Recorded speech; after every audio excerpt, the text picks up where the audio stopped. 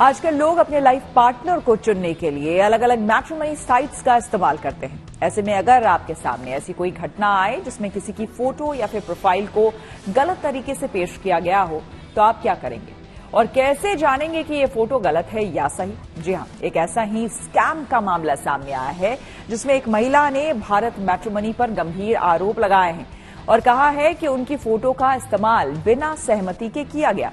जाहिर है इन साइट्स पर जो दिखता है अमूमन वैसा नहीं है।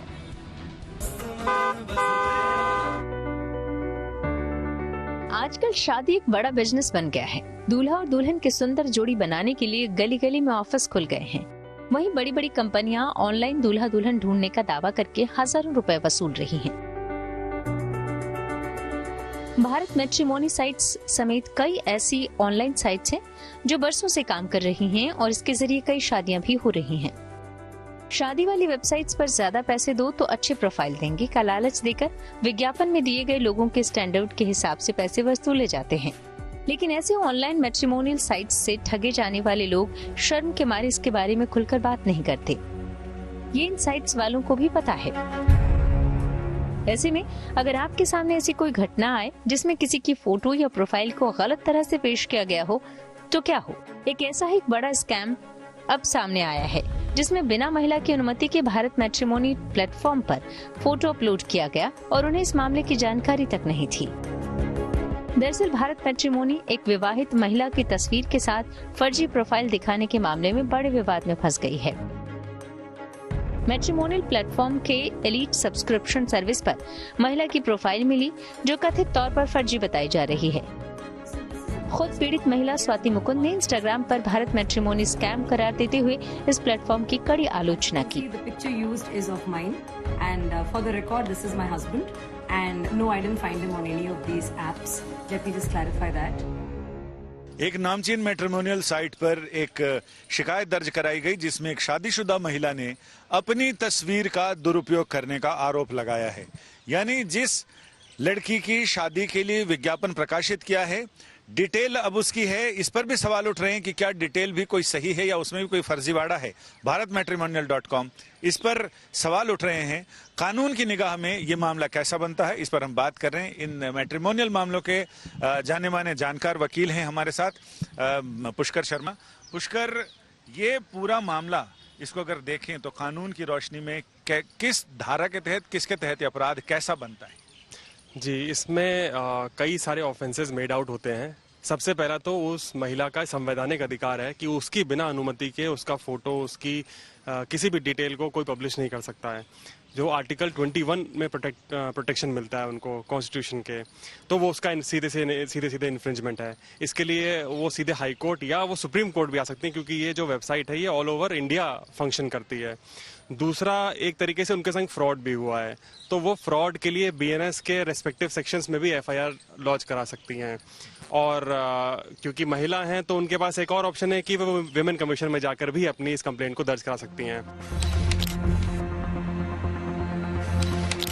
स्वाति मुकुंद ने इंस्टाग्राम पर एक वीडियो पोस्ट करते हुए भारत मैट्रिमोनी को इस घोटाले का जिम्मेदार ठहराया। उन्होंने बताया कि उनकी तस्वीर को एक फर्जी प्रोफाइल के तहत प्लेटफॉर्म पर अपलोड किया गया था जो दिखाने के लिए था कि वो एक अविवाहित महिला है। जब ये प्रोफाइल भारत में मैट्रिमोनी की एलीट सब्सक्रिप्शन सेवा पर दिखाई दी तो स्वाति को हैरान करने वाली कई शादी के प्रस्ताव मिलने लगे। उन्हें ये देखकर काफी आश्चर्य हुआ कि उनकी तस्वीर और नाम का इस्तेमाल किसी और उद्देश्य के लिए किया गया था। स्वाति ने बताया कि उनका विवाह पहले ही हो चुका है, जिसके लिए उन्होंने कभी भी भारत मैट्रिमोनी पर प्रोफाइल बनाने या किसी तरह की सेवा लेने की इच्छा नहीं जताई थी। इसके बावजूद उनकी तस्वीर का इस्तेमाल करके उनकी फर्जी प्रोफाइल बनाई गई। इंस्टाग्राम पर पोस्ट शेयर करते हुए स्वाति ने कैप्शन में लिखा, मुझे लगता है कि भारत मैट्रिमोनी शादी से ज्यादा एक्रिमोनी यानी कटुता है। भारत मैट्रिमोनी पर एक नकली प्रोफाइल दिखाई देती है जो स्वाति मुकुंद की तस्वीर का इस्तेमाल कर रही है। उसमें स्वाति की जगह नित्या राजशेखर नाम से प्रोफाइल में 35 वर्षीय 5 फीट 9 इंच की आयंगर ब्राह्मण महिला का गलत वर्णन किया गया है, जिसके पास बीटेक की डिग्री है और जो चेन्नई में एक फिटनेस पेशेवर के रूप में काम करती है। जो वेबसाइट के मालिक हैं या जो भी उसके रिस्पॉन्सिबल लोग हैं उन पर भी एक्शन बनता है कि आप बिना किसी की परमिशन के किसी की डिटेल्स या किसी की फोटो को किसी भी तौर पे पब्लिश नहीं कर सकते हैं। जैसे कि देखते हैं हम लोग, सेलिब्रिटीज हमेशा इस चीज को ऑफेंसिव मानते हैं क्योंकि उनका तो पेशा है। अब उनका फोटो बिना पूछे इस्तेमाल कर लेंगे तो एक तरीके से उनका बिजनेस भी लॉस हो गया, क्योंकि वो एक एक ऐड के लाखों रुपए चार्ज करते हैं। तो this is actually an Amitabh Bachchan, Jackie Shroff, ये सारे लोग आ चुके हैं यहाँ। जी जी जी। हाई कोर्ट और दिल्ली हाई कोर्ट ने कहा भी है कि राइट टू प्राइवेसी और ब्रीच ऑफ प्राइवेसी है।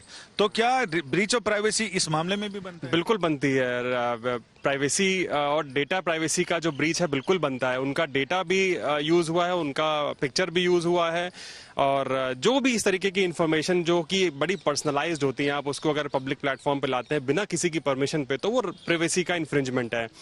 ऑनरेबल सुप्रीम कोर्ट ने भी बोला है कि privacy is the new oil, या हमारे जो लोग बोलते हैं कि क्या कीमती है, सोना चांदी कीमती है या इन्फॉर्मेशन कीमती है? तो इन्फॉर्मेशन ज्यादा कीमती है सोना चांदी से, क्योंकि इन्फॉर्मेशन में सब कुछ है। इसलिए ये ज्यादा एक सीरियस ऑफेंस माना जाएगा।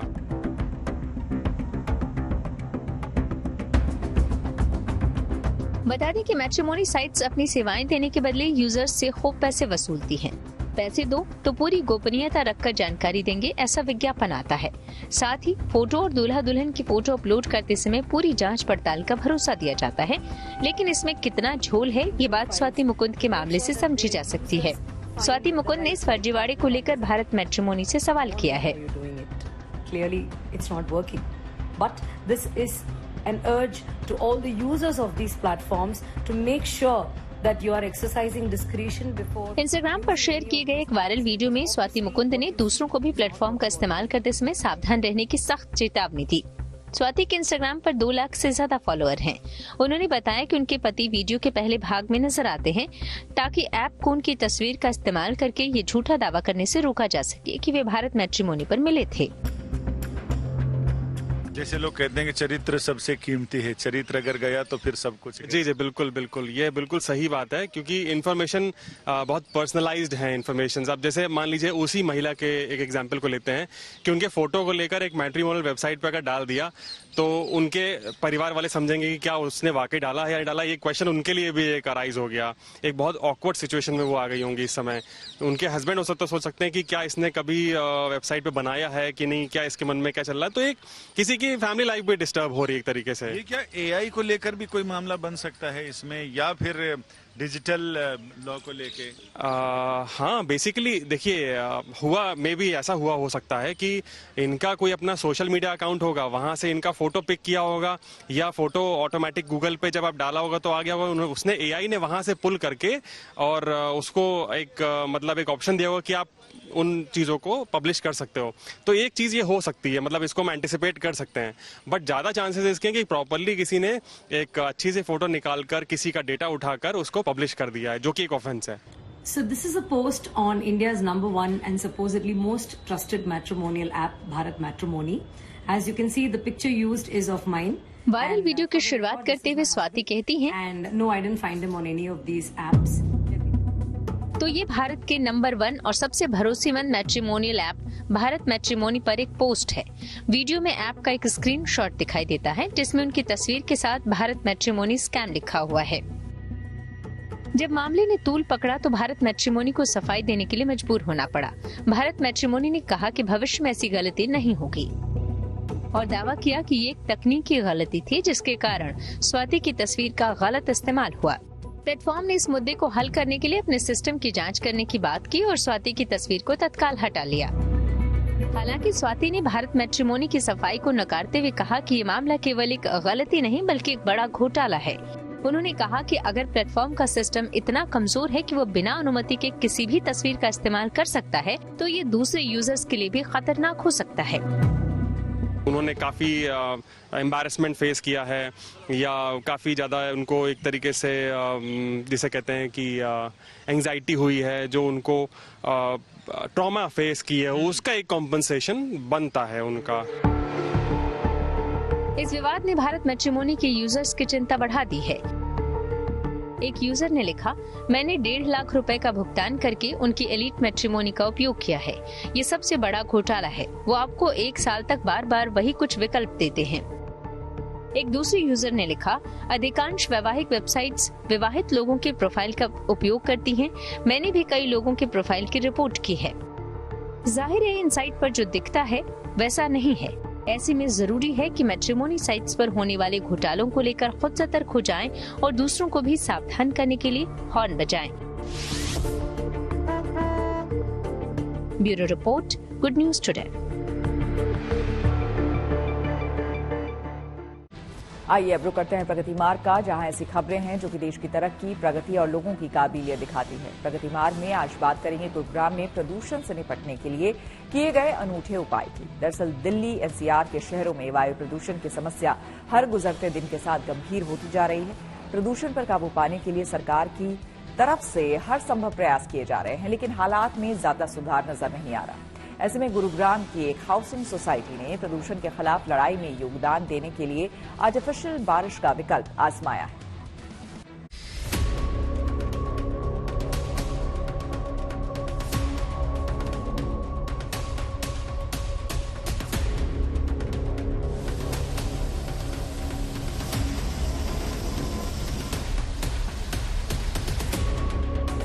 दिल्ली एनसीआर के शहरों में वायु प्रदूषण फिर गंभीर श्रेणी में पहुंचा तो सरकारी एजेंसियां एक्शन में आ गई। सड़कों पर वाटर स्प्रिंकलर का इस्तेमाल बढ़ा दिया गया। कंस्ट्रक्शन साइट पर पानी का छिड़काव शुरू हो गया। रेड लाइट ऑन, गाड़ी ऑफ अभियान चलाया गया। और तो और पराली जलाने वालों पर सख्ती और बढ़ा दी गई। इस तरह के न जाने कई जरूरी कदम इन दिनों उठाए जा रहे हैं ताकि बढ़ते एयर क्वालिटी इंडेक्स यानी कि AQI पर काबू पाया जा सके।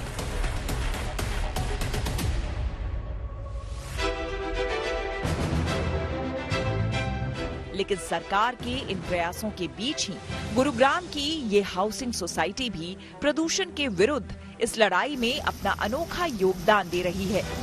ये योगदान है आर्टिफिशियल रेन का। गुरुग्राम में करवाई जा रही ये आर्टिफिशियल बारिश कुछ अलग और अनोखी है। दीपावली के बाद से दिल्ली एनसीआर में पोल्यूशन ने लोगों का जीना मुहाल किया हुआ है और इस जहरीले स्मोक से, जहरीले पोल्यूशन से बचने के लिए गुरुग्राम की एक सोसाइटी ने इनिशिएटिव लिया है आर्टिफिशियल रेन का। पहले आपको तस्वीरें दिखाते हैं जरा। ये तस्वीरें आर्टिफिशियल रेन की हैं जो कहीं ना कहीं इस जहरीले स्मोक में, जिस हवा में जहर घुला है, वहां पे कहीं ना कहीं राहत देती बूंदें ये जरूर नजर आ रही हैं। इस सोसाइटी ने यहाँ के निवासियों को राहत देने के लिए जो फायर एग्जीक्यूटर्स हैं, जो फायर की व्यवस्था होती है, अग्निशमक विभाग की व्यवस्था होती है, उसके जरिए यहाँ पे ये आर्टिफिशियल रेन का यहाँ पे ये इस्तेमाल कर रहे हैं। हम DLF प्राइमस सेक्टर 82 में रहते हैं और अभी तक पॉल्यूशन बहुत ज्यादा था।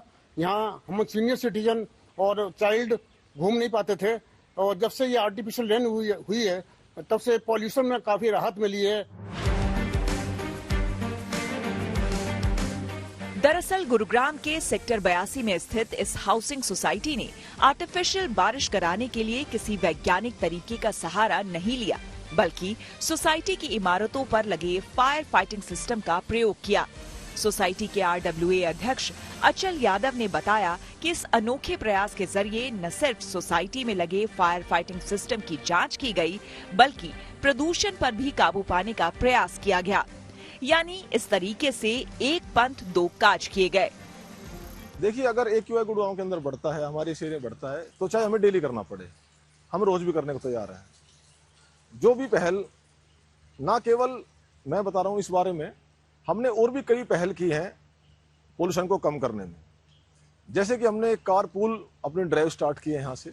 सभी रेजिडेंट जो हमारे शंकर चौक, हमारे साइबर सिटी, दिल्ली तक जो जाते हैं, तो कार पूल बड़े हमारी सक्सेसफुल चल रही है। नॉट इवन हमारी सोसाइटी से, आसपास और भी सोसाइटी ही हमारी सोसाइटी के कार पूल में जुड़ी हुई है। सोसाइटी के RWA अध्यक्ष अचल यादव ने ये भी बताया कि आर्टिफिशियल बारिश के अलावा कार पूलिंग जैसे जरूरी कदम भी उनकी हाउसिंग सोसाइटी की तरफ से उठाए गए। बड़ी बात यह है कि प्रदूषण के खिलाफ इस लड़ाई में आसपास की हाउसिंग सोसाइटी के लोग भी बढ़ चढ़कर सहयोग कर रहे हैं। दिल्ली एनसीआर के शहरों के लिए सर्दियों के इस मौसम में प्रदूषण की ये समस्या नई नहीं है। हर साल प्रदूषण से निपटने के लिए सरकार अपना एक्शन प्लान लागू करती है। साथ ही लोगों से भी वायु प्रदूषण को कम करने के लिए सहयोग की अपील करती है। गुरुग्राम से नीरज वशिष्ठ के साथ bureau report, good news today. Kolkata के अनीश सरकार अभी महज 3.5 साल के हैं, पर उन्होंने इस उम्र में ही शतरंज की दुनिया में झंडे गाड़ने शुरू कर दिए हैं। वो अब तक के सबसे छोटी उम्र के रेटेड चेस प्लेयर बन गए हैं। देखिए। ये है अनीश सरकार। उम्र बहुत छोटी है, महज 3 साल 8 महीने, लेकिन इनकी उपलब्धि सुनेंगे तो यकीन करना मुश्किल हो जाएगा। इतनी सी उम्र में इनका नाम दुनिया भर के शतरंज खिलाड़ियों की लिस्ट में शामिल हो गया है। इनके नाम के साथ दुनिया के सबसे कम उम्र के रेटेड शतरंज खिलाड़ी होने का तमगा जुड़ गया है, वो भी सिर्फ 1 साल के भीतर। कोलकाता की अनीश सरकार बस 3 साल की उम्र में दिखा रहे हैं कि वो कितने बड़े चेस प्लेयर है, क्योंकि अभी फीडे की जो रेटिंग है उस फीडे की रेटिंग में आ गए हैं अनीश सरकार। और इसी के साथ साथ इस वक्त सभी को सपना दिखा रहा है अनीश कि आगे की दुनिया में शतरंज की बड़ी खिलाड़ी बनेंगे वो, और साथ ही साथ ग्रैंड मास्टर और वर्ल्ड चैंपियन बनने की सपना अनीश सरकार की आंखों में दिख रहा है। उत्तरी कोलकाता के रहने वाले अनीश सरकार वैसे तो आम बच्चों की तरह ही व्यवहार करते हैं, लेकिन शतरंज की गोटियों से इनका अनूठा नाता है। माता पिता ने अनीश की प्रतिभा को वक्त रहते पहचान लिया। हालांकि उनका इस खेल से कभी कोई संबंध नहीं रहा, लेकिन उसे तराशा दिव्येंदु बरुआ ने, जो खुद भारत के ग्रैंड मास्टर रह चुके हैं। दिव्येंदु बरुआ की अकादमी में ही अनीश शतरंज के गुर सीखते हैं। बरुआ भी उनकी प्रतिभा से काफी प्रभावित हैं। It reminds me of a player, a boy, Mitra Vagua, who came to join my academy in 2005 when he was 4 years old. So that same thing, but now he is a grandmaster, one of the strongest grandmaster in India. He is from Bengal. But Anish, something maybe I have not seen such talent. Anish ने पिछले साल अक्टूबर में पश्चिम Bengal अंडर-9 open के साथ competitive शतरंज में debut किया। भारत के नंबर 1 खिलाड़ी और वर्ल्ड रैंकिंग में 4थे स्थान पर काबिज ग्रैंड मास्टर अर्जुन एरिगेसी के खिलाफ खेलने का मौका भी मिला। अनीश पश्चिम बंगाल अंडर-13 ओपन मुकाबला भी खेले, जिसमें उन्होंने 5 रेटेड खिलाड़ियों का सामना किया। इस तरह से उन्हें फिडे रेटिंग में 1555 की शुरुआती रेटिंग मिली। और इस तरह अनीश ने भारत के ही तेजस तिवारी के रिकॉर्ड को तोड़ दिया, जिन्होंने 5 साल से कम उम्र में ये उपलब्धि हासिल की थी। वर्ल्ड में नंबर 1 खिलाड़ी नॉर्वे के मैग्नस कार्लसन अनीश के आदर्श खिलाड़ी हैं।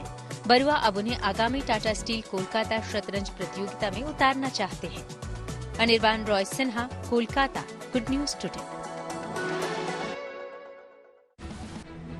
बिहार के आरा जिले की रहने वाली गौरी त्रिपाठी की महिलाओं के लिए मिसाल वो बन गई हैं। एक वजह ये है कि वो अपना निजी स्कूल चलाती हैं और दूसरी बड़ी वजह ये है कि वो खुद अपने स्कूल में ही छात्रों के ड्राइवर की भूमिका भी निभा रही हैं। कोई और होता तो शायद शर्म महसूस करता, लेकिन गौरी ने इसे भी चुनौती की तरह लिया। ऐसा नहीं है कि वो पैसे के लिए ड्राइविंग कर रही हैं, इसका एक खास मकसद है। देखिए हमारी इस रिपोर्ट में।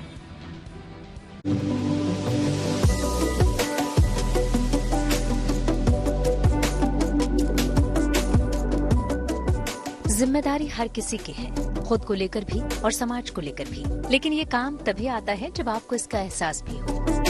जैसे बिहार के आरा जिले की गौरी त्रिपाठी को है, जिन्होंने सिर्फ इसलिए कि बच्चे सुरक्षित घर से स्कूल और स्कूल से घर पहुंच सके, ड्राइविंग सीख ली और अब गाड़ी खुद ड्राइव करके बच्चों को स्कूल से घर तक और घर से स्कूल तक ले जाती है। क्योंकि ये बच्चे इनके स्कूल में पढ़ते हैं, लिहाजा ये मानती हैं कि बच्चों की सुरक्षा की जिम्मेदारी माता पिता के साथ साथ इनकी भी है। गाड़ी भी थोड़ा सा डैमेज हो गई थी बच्चों को, लेकिन कुछ हुआ नहीं था। फिर उसके बाद हम लोग आके डिसाइड किए कि अगर ड्राइवर इस तरह का मिल रहे हैं, फिर जिम्मेवारी के साथ नहीं लेके जा रहे हैं, गार्जियन तो मुझे अपने बच्चों को जिम्मेवारी के साथ भेजते हैं, तो मेरा फर्ज बनता है कि बच्चों को सेफ्टली घर भेजूं। लेकिन ऐसा नहीं हुआ, उसके वजह से मैं खुद ड्राइवरी सीखकर और अपने बच्चों को ले आने का काम करती हूँ। और 2020 से मैं गाड़ी चला रही हूँ, 4 साल चलाते हुए हो गई। और मेरे गाड़ी चलाने से गार्जियन भी खुश है, यहाँ के समाज भी खुश है, खासकर मेरे बच्चे खुश है, मैं खुश हूँ। गौरी त्रिपाठी आरा के कसाब गांव में रहती हैं।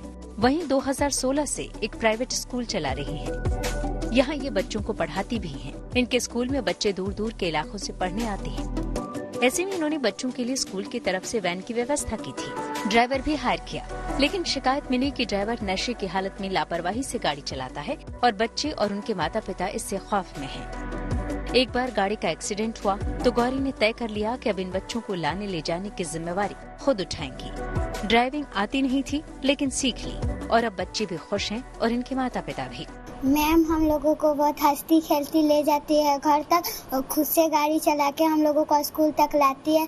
हमारी मैम बहुत अच्छी है और वो अंकल बहुत बदमाश थे और हम लोगों को तेज गाड़ी चलाते थे और बहुत नशा करते थे गाड़ी में।